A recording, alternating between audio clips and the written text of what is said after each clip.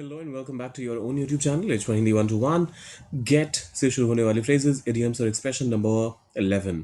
आज जो हम कवर करने वाले हैं वो है गेट ऑन, जिसके तीन मतलब होते हैं और तीनों का ही एक एक एग्जांपल मैं आपके लिए लेकर आया हूँ। एक तो होता है चढ़ना किसी भी चीज़ पे, फिर आता है किसी के साथ दोस्ती यारी या जो आपके संबंध होते हैं अच्छे संबंध रखना, और तीसरा होता है अपनी लाइफ की जर्नी में प्रगति करना। एक जो आगे बढ़ने की बात होती है उस सेंस में भी इसका इस्तेमाल होता है। फटाफट से देखते हैं एग्जाम्पल्स के माध्यम से। वो बस में चढ़ गया, ही गॉट ऑन। अब देखिए, बस में चढ़ गया, ये सुन के आपको लग सकता है कि इसके बाद मुझे इन लगाना चाहिए या फिर ऑन टू लगाना चाहिए, कुछ अलग से नहीं कहूंगा तो क्या ही मतलब समझ में आएगा।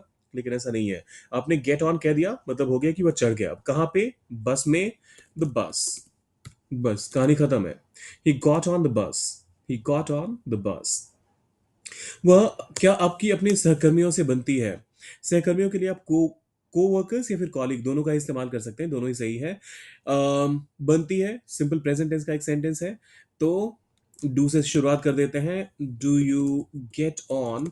ये काफी हद तक जो हमने कल भी कवर किया था गेट अलोंग, उससे मिलता जुलता है मीनिंग इसका। So do you get on with your coworkers? Question mark.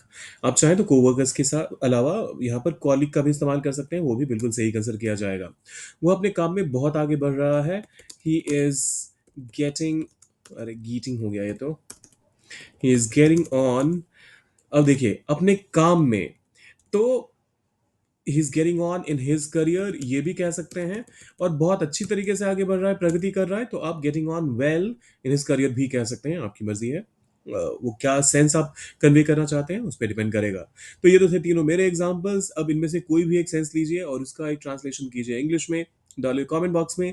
जाने से पहले सब्सक्राइब लाइक और शेयर करके जाइएगा। मिलते हैं जल्दी।